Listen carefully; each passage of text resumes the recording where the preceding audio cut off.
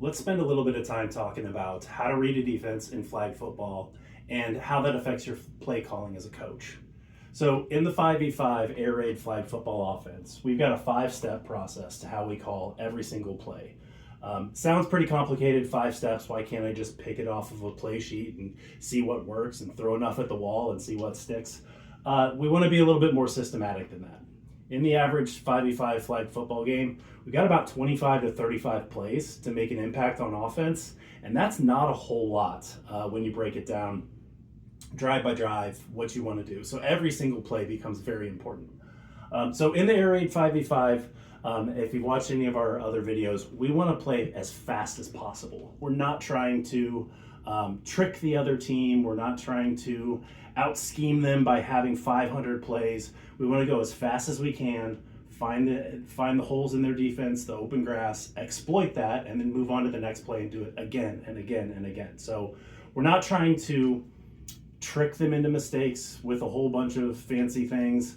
What we're trying to do is just wear them out mentally and physically throughout the game so that our team can start to make some big plays. So pre-snap, what are we doing? If we want to play fast, we got to go no huddle. So every single play, we're going no huddle. Our players are running to the line of scrimmage, getting lined up. We only have one formation so that they can play extra fast.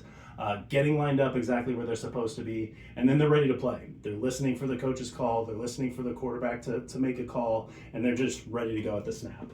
Second up, coach and quarterback have a little bit of work to do, a little bit of mental work pre-snap to get a read of the defense. And we're going to go into this at the end of the video and show you exactly what I mean by reading a defense, exactly how to exploit the 4 main defenses you're going to see in a 5v5 flag football game, and that way you have something to call in every situation. Once we get a good pre-snap read, we identify a play that we feel good about in that situation. Coach is going to signal that to the quarterback. Our signaling system is pretty straightforward. We've only got 6 plays in the offense, something for every single combination of defenses and coverages that they can throw at us. So the coach is simply going to signal in a number. For us, that means 10's digits are over the heart. So this would be 10, this would be 20, and single digits are out in the air. 1, 2, 3, so on. So play number 12, all hitches, would be 10 plus 2, 10 plus 2. I just signal that over and over to my quarterback until he gives me a nod that he knows what I called. Quarterback is then going to turn to his teammates and simply call a play. We're not getting fancy with this. If I call, let's say 22, mesh, 2, 22, quarterback's just going to turn around and say 22, 22, 22. The reason it's okay for the quarterback to call it out loud, but we want the coach signaling, adult coaches, especially male coaches, our voices tend to carry. They're deeper, they're louder. The other team can catch on. With only 6 plays, we want to keep a little bit of secrecy. And if you're playing as fast as you possibly can, it's a little easier for the other team's coaches to catch on if the coach is yelling the plays out versus signaling. And then when it gets to a 10, 11, 12-year-old who's just calling the play at the line, they're typically so worried about, the other team's coaches are typically so worried about getting people lined up, changing their coverage, whatever they might want to do pre-snap, they're not even listening to what a kid might call at the line. So we haven't seen a whole lot of people catch on to what our quarterbacks are calling, but when the coach, what I used to do on the sideline is just shout out the play number, and very quickly they would figure out exactly what we were calling in every situation. So now we use the signal it to the quarterback calls it to their teammates. Last step here, quarterback calls for the snap. So because we want to go fast, and because we're not a deceptive offense in the traditional sense of the word, we're not going on 2. We are not doing special cadences for certain things. We want our quarterback to get up to the line, check and make sure everybody's ready, they understand the play. Quarterback says, ready, set, go. And that's it. Every single time. We go as fast as possible using the same cadence. We want to catch them off guard by the speed of our offense, not by going on 2.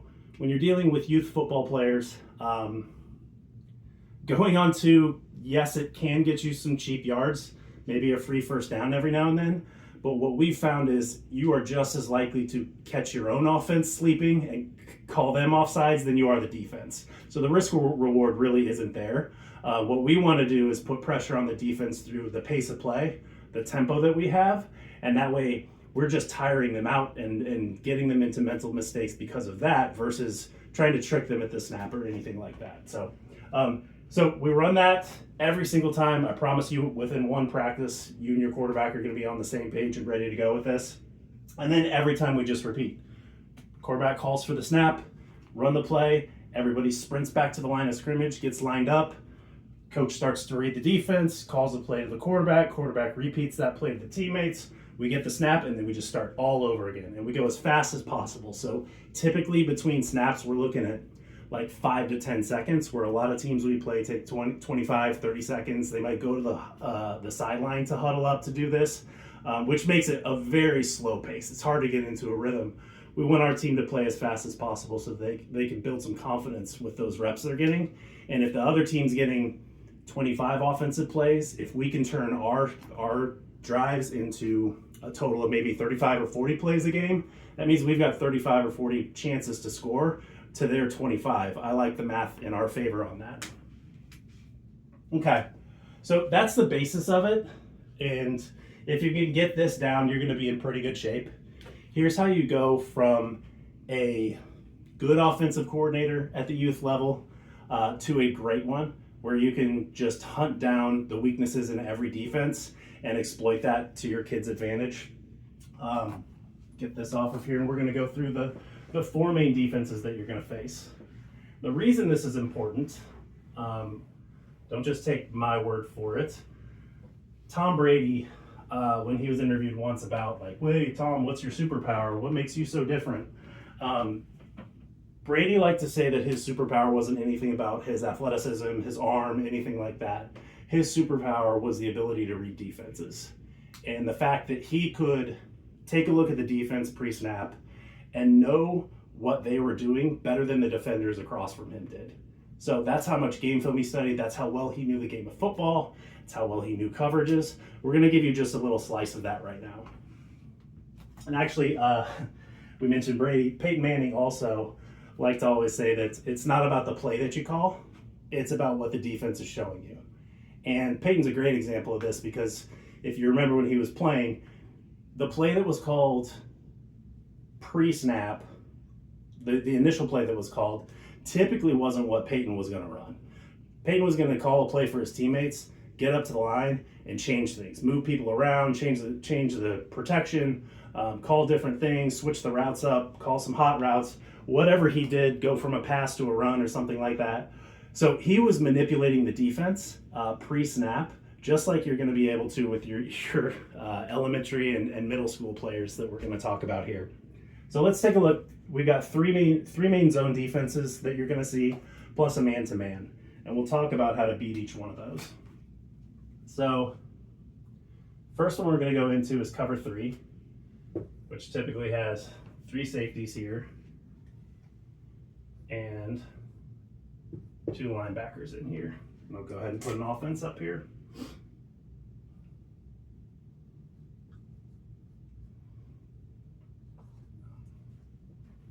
I'll use our colors. So that's blue, green, purple on the outside, orange out here with the quarterback in the shotgun. So what we're looking for in the air raid 5v5 offense for flag football is no different than what an air raid coach might look for on a Saturday playing in the NCAA. So they read grass, we read grass. What does grass mean? Put that up here because this is a recurring theme throughout all of what we're going to talk about, every single play, every single coverage. So grass is simple. Where's the biggest patch of open green grass that you could throw the ball to? Call a play that puts a player in there and try to get it to them as fast as possible. We want to be able to get the ball out of the quarterback's hand quickly. In flag football, the leagues we play in, we've got about 2.5 to 3 seconds before the rush gets to the quarterback. So if we can call plays that can get the ball out of their hands that fast, then that eliminates a defender completely. So let's take a look at this. This is a traditional cover 3 in the flag world. And where's the open grass here? So they've got 3 safeties across the top covering deep. That's where the name cover 3 comes from, 3 deep coverage. and then 2 linebackers here splitting this underneath zone from sideline to sideline. So there's not a whole lot of grass deep that we can attack because those 3 players in a flag league are typically covering about 25 yards of open field from sideline to sideline, which is not very much. It's like 7-8 yards per person that they have to cover horizontally, and then everything deep going from the back of the end, from the line of 10 yards from the line of scrimmage all the way to the end zone. So, but this does present us some opportunities. There's a huge patch of grass right here that we can sneak the ball into, and another one right here that we can sneak it into. So if you look at this and you're thinking, okay, I can see the holes, I can see the grass, the holes in the zone, the grass that's available. How do I exploit that?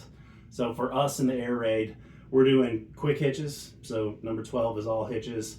We're doing a dragon concept with a slant flat. Maybe some other things that are quick hitters that might get us there, but typically those are the 2 that we look at to really pick this apart and force the defense to change into something a little bit different that might give us more opportunity over the top. All right, so that's cover 3.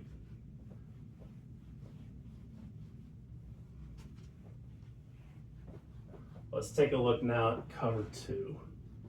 In cover 2, if your league is anything like ours, it's probably the most common thing that you're going to see from a defense. It's pretty balanced against both big plays and the short stuff. So we tend to see a lot of teams use this as their base and then maybe have some checks to other coverages. So there we go. Linebacker there. So what I mean by saying cover 2 is very balanced. When we sketch out these zones, you're going to see that there's not a whole lot of gaping holes. So the 2 safeties cover deep. Again, the field's about 25, 30 yards wide. So it's only like 15 yards across, 10 to 15 yards across that they have to cover. It's not a ton, especially you got some good athletes back there. And the close-up zones look like this in the shallow area. So where the corners have outside responsibility over there, and the linebackers here in the middle covering anything that comes across the middle. Where if they run just a straight up cover 2 with no blitzer, this is where some precision passing has to take place. And we've got to prove that we can move the ball really quickly and be effective with short passes in the small-ish gaps in these zones, because there's one right here and one right here. So again, if this is the case and they're not blitzing, typically we like to run either a quick hitch to green here, run number 12, get them just right there for an easy pitch and catch, or run the slant flat concept over here to attack the area between these 2 defenders and find which one's open. Typically though, we're not seeing a whole lot of straight up cover 2 zone with no blitzer, especially as you get a little bit older, 4th, 5th, 6th grade, that type of thing. Once your players get a little bit older, the quarterbacks tend to be good enough that not blitzing them is a huge liability for the defense. So we've got a 7-second throw clock in our league, which means the quarterback has 7 seconds to get the ball out of their hands before it's considered a sack, a coverage sack. That's an eternity. They can sit back there and waste 3 seconds and still find somebody open if they wanted to. So what we see more often than not is the blitzers coming from the middle, sometimes the cornerback, but more often than not, the blitzers coming from this linebacker position. And that forces the quarterback to get the ball out of their hands about 3 seconds, or make somebody miss through scrambling or something like that. So if this linebacker does blitz, which is, like I said, most common, what that does is takes them out of the middle of the field and opens up a huge opportunity right there with a ton of open grass to throw it to. So just call something that's going to get an easy, quick completion, 5-7 yards downfield.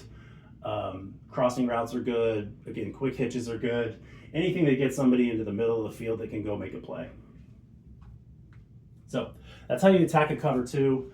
There's also a way to do it if you need a bigger play, maybe it's 3rd and long or something like that, and they call a cover two. There is a chance that you can call something like number 13, 3 verts, and get these safeties to split by just sending one too many defenders into that deep zone, and there's potential for that. I would much rather take the sure thing, the high percentage throws over the middle, and bet on my kids being able to make somebody miss to turn it into a big game. All right. So that's cover two. And actually, the next one we're going to talk about is cover one.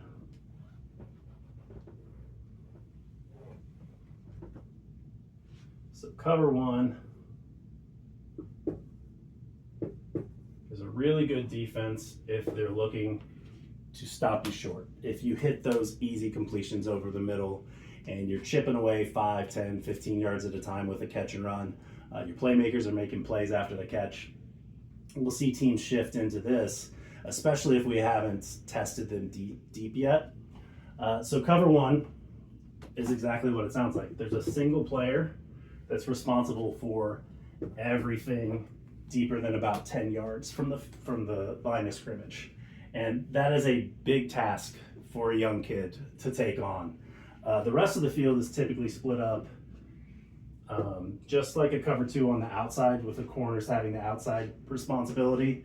And then they typically choose whether they're going to blitz one or the other of these linebackers. So there's a big middle zone here, and the other linebacker is just going to blitz the quarterback.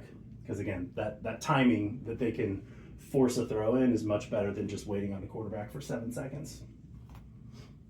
So cover one does a pretty good job at locking down everything shallow. We like to throw the ball, just like every air raid team at every level, as many times as possible. Throw it short to your playmakers and see if they can go make a play in space. This kind of forces our hand, especially if they have some good flag pullers, some good tacklers, forces our hand outside of that comfort zone to go deep a little more than we want, because as you can see, this single safety up here, they just can't cover the amount of grass that's available deep, 10 yards plus down the field. So we're going to call something that sends a couple receivers deep and test that safety's range to see if they can go sideline to sideline. Again, 3 verts is a great call on this. Post wheel's another good one that stresses that safety a ton. But anything that you can call that gets 2 people deep as fast as possible, forcing this safety into an uncomfortable situation, is going to work out well for you. Okay, so zone coverages, all 3 of those, pretty easily identified by alignment and just the general way that the defense carries itself. The defenders are going to typically hang back a little bit when they're lining up pre-snap, maybe 5 yards off the line of scrimmage, 7 yards off the line of scrimmage. The safeties are going to be back at 10 to 12 yards. And they're just going to line up in their position, and they're responsible to cover that zone, that area of the field that they're assigned. Where it gets a little different is if you get a team that's good at running man-to-man, and there's very few teams that are good at running man-to-man, but if they are, they know it and they like to run it a lot, and it's very hard to defeat as an offensive play caller.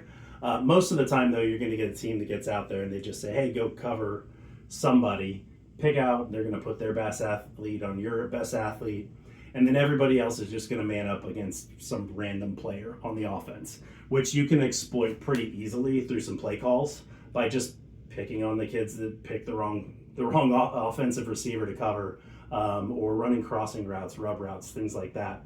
But if you do get up in a game against a team that knows what it's doing in man-to-man and is really effective with it, I'm going to talk a little bit about what that looks like and how you can identify it early. So first telltale sign of man-to-man is when they break out on the field, they're all huddled out up here with their coach or something like that, and then they break to run to the line of scrimmage on the first play of the drive. They're going to start getting vocal. they're going to be yelling out, I got one, I got one, I got two, I got two. And that's not your receivers' numbers. That's how they're numbering, however their team is numbering the receiver from the sideline. So if they yell, I got one, and you have a number one on your team, it doesn't necessarily mean that player with the jersey number one is who they're covering. It's typically number one from the outside or number one from the inside, whichever way their coach defines that. So they can yell those numbers. They can also yell jersey number, which might make sense. We've had some situation where a kid goes off and has a really good game. The team switches to man, and they just start yelling that kid's name. I got Smith, I got Smith, I got Smith. And then everybody else fans out and figures stuff out. So they're going to be really, really vocal on who they got, because communication is hugely important pre-snap in man-to-man, just as important as it is post-snap in a zone calling receivers out. So they're also going to come and line up really close to your offensive players. They're going to be, there's no bump and run typically allowed in flag football, so you're not going to see them at like 1 yard getting their hands on the receivers right away. We have played teams that do that, but typically the refs are good enough to call that out early and put a stop to it. But they're going to be 2-3 yards off of your receivers, ready to make a play. And then there's going to be, so this is the 4 people that are locked up right here. And then there's a 5th defender out there. Sometimes they'll leave a safety here deep to cover, be extra support if somebody needs it when they go deep. We see that quite a bit. I guess from rec teams will do that.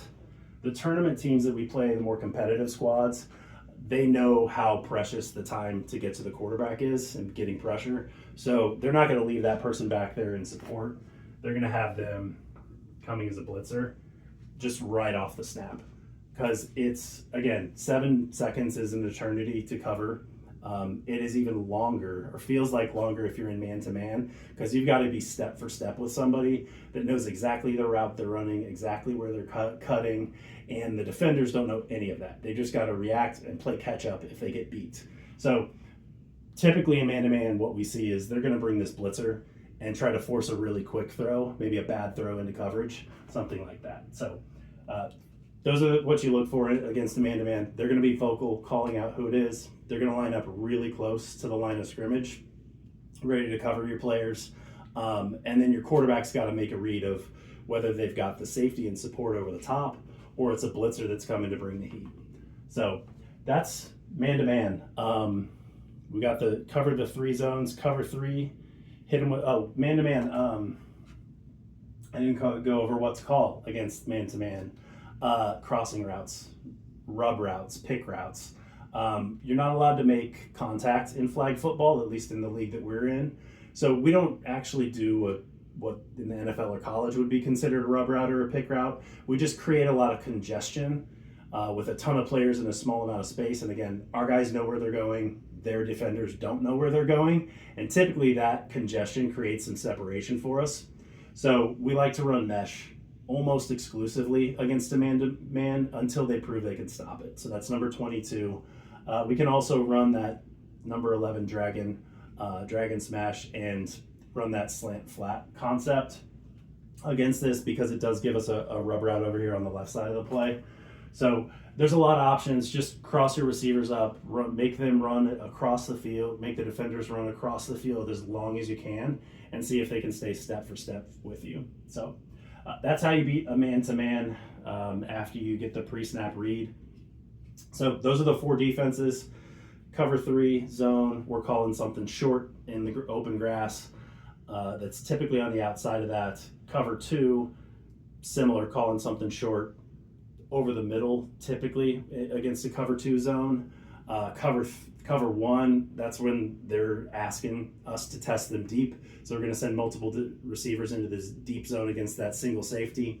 And then man-to-man, just run some crossers and see who can get a little bit of separation with some open grass in front of them.